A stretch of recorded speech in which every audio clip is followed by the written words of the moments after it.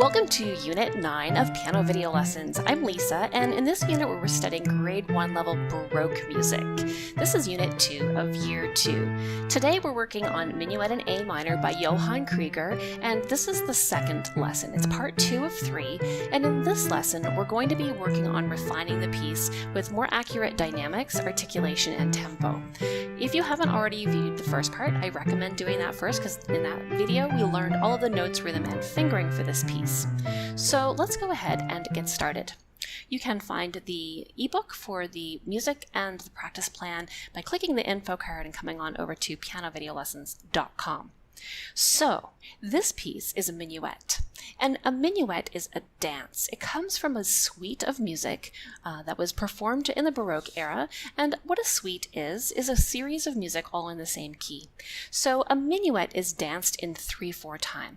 So one of the things we want to make sure that we do when performing this piece is listen for the downbeat. So we already have learned the notes, rhythm, and fingering in this piece. Now we're going to add a little more focus on the way we play beat number 1. So we want to make sure that we feel the down on 1.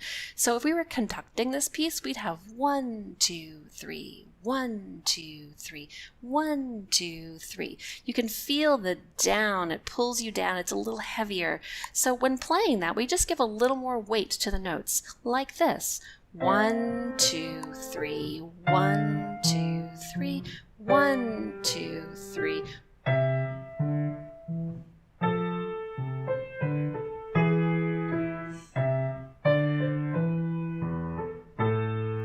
You can feel how that's a little heavier. Each beat number 1 has a little heavier sound. So that's the effective way of playing a minuet. Now the dancers know where to find that first beat. Something else that we can do with the articulation of this piece is lift between the notes that are quarter notes. So when during the Baroque era, pianos hadn't been invented yet. Well, they were invented in 1709 in Italy by a man named Cristofori, but they weren't very commonplace until much later and started spreading around Europe more in the classical era. So at the end of the Baroque era, there might be some people playing a piano, but generally the harpsichord and the clavichord are the instruments that were being played. And those instruments did not have the ability to sustain the notes for very long. So if we want this piece to sound like it's played in the Baroque era with the style of a harpsichord, then we want to make sure that we lift between the quarter notes, like this. You see my hands are lift, lift, lift.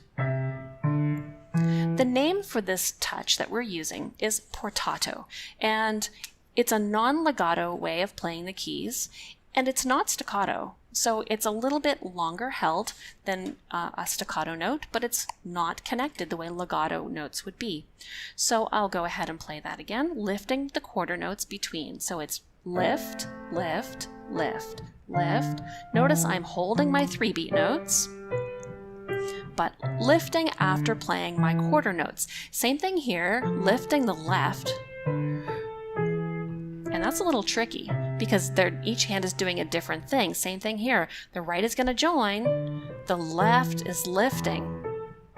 So you want to work on that. So now we've got lifting the quarter notes in between each quarter, and we're also emphasizing the downbeat. So let me just grab my pencil here, and in this articulation section we're going to mark 2 things. We're going to mark 3/4 time, and we're also going to write in here portato and quarter notes. So portato, quarter notes.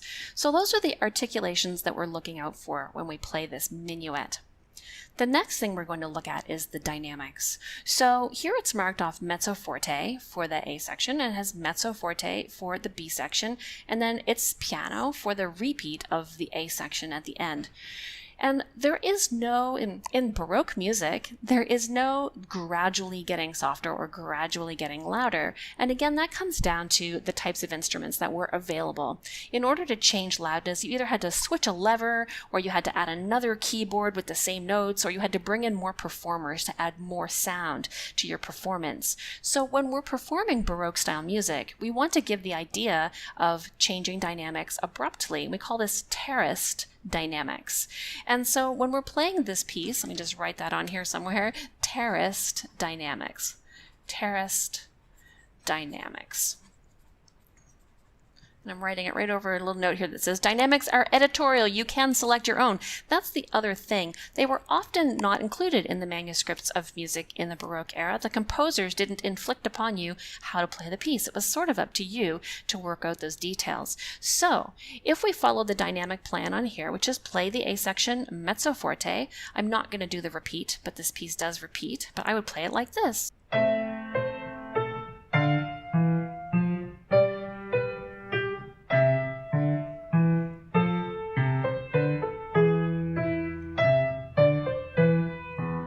No repeat.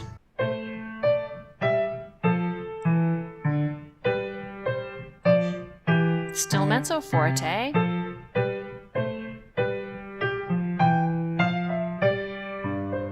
Now I'm going to go piano.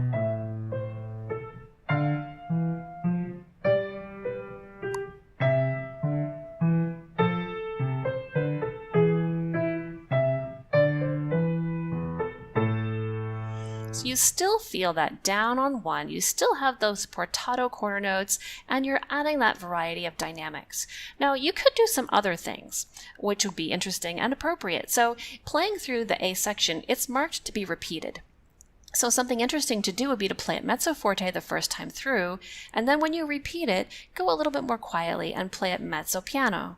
Then, coming in here, we'll have this mezzo forte section, and then we'll drop down to piano. So that would give us effectively 4 levels of dynamics. We'd have mezzo forte for A the first time through, repeat it, mezzo piano, coming into the B section up to mezzo forte, and then as you finish the A coming back around at the end down to piano. So that would give you some variety in your performance. And if we were going to draw a picture of the terrace for that, we'd say mezzo forte down to mezzo piano, back to mezzo forte, down to piano. So you can see that the levels are changing and interesting. It's up to you to decide how you want to perform this dynamically, because as I have said, it's not indicated by the composer. So we've talked about articulation, and we've also talked about dynamics. Now the last thing, of course, is to play this piece through with your tempo being steady and incorporating these 2 new elements. You don't have to play it quickly at this point. You just want to make sure your beat is the same all the way through the piece and that you don't have any gaps in your performance. So that would go something like this.